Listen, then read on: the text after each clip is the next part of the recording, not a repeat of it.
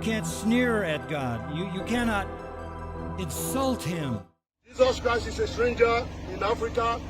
You will definitely pack your load and go. Jesus Christ, you must pack your things and go. These pastors burned the Bible and sacked Jesus from their community. They publicly stated that Jesus was no longer needed in their lives and in their community.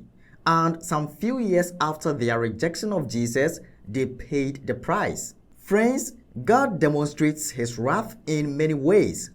There is the wrath of abandonment, where God leaves people after repeated warning to be destroyed by their own sinful desires. There is also eternal wrath of God, where unrepented sinners would be cast into the lake of fire and be destroyed forever.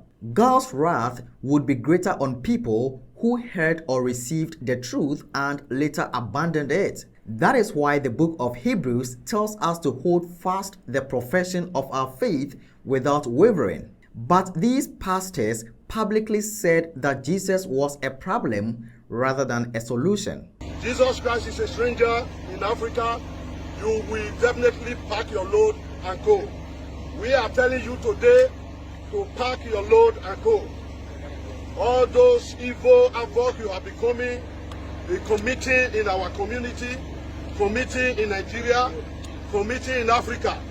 We tell you, Jesus Christ, pack your things and go. His body, yes. They say we know, but his body. Jesus Christ, you must pack your things and go. Look at it, we are burning it now.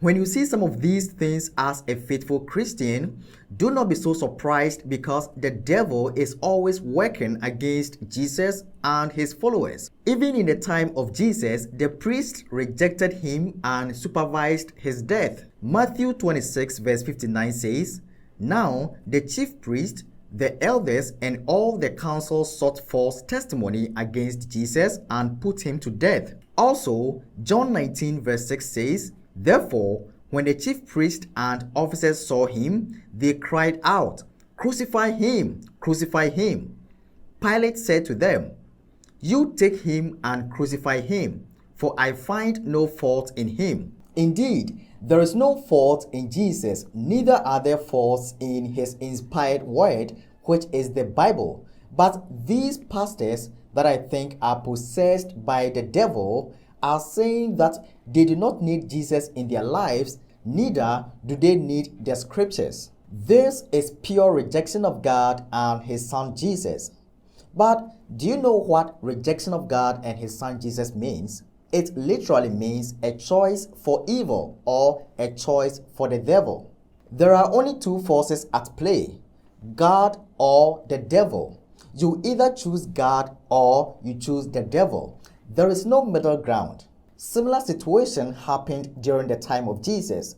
The chief priest and many Jews rejected Jesus and chose Barabbas. Permit me to read the story from the scriptures. Matthew 27 verses 15 to 22, and it says, "Now at the feast, the governor was accustomed to releasing to the multitude one prisoner whom they wished. And at that time they had a notorious prisoner called Barabbas. Therefore, when they had gathered together, Pilate said to them, 'Whom do you want me to release to you, Barabbas or Jesus, who is called Christ?' For he knew that they had handed him over because of envy. While he was sitting on the judgment seat, his wife sent to him, saying, 'Have nothing to do with that just man, for I have suffered many things today in a dream because of him.' But the chief priests and elders persuaded the multitudes that they should ask for Barabbas and destroy Jesus. The governor answered and said to them, "Which of the two do you want me to release to you?"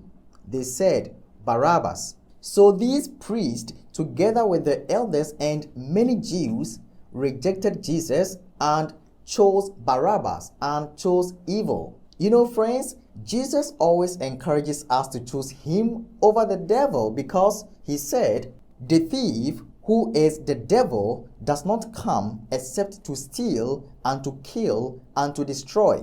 But I have come that they may have life and that they may have it more abundantly." John chapter 10 verse 10. Now, some few years after these pastors had sacked Jesus from their community, the community never enjoyed peace. Jesus indeed is the giver of peace, and he gives peace to all those who accept him into their lives. John 14 verse 27 says, "Peace I leave with you, my peace I give to you. Not as the world gives, do I give you." Friends, it is so true that all people that accept Jesus enjoy peace in him. Even in the most difficult situation, the hope of a better city promised by Jesus gives all Christians joy and peace. I recommend that you do not put Jesus away from your life in order to avoid the coming distraction. And if you're not a Christian and you're watching me right now, I also recommend Jesus Christ to you. When he comes into your life, he's going to give you peace. He's going to give you life and even more abundant life. Thank you for watching. My name is Brother Lawrence, and see you next time.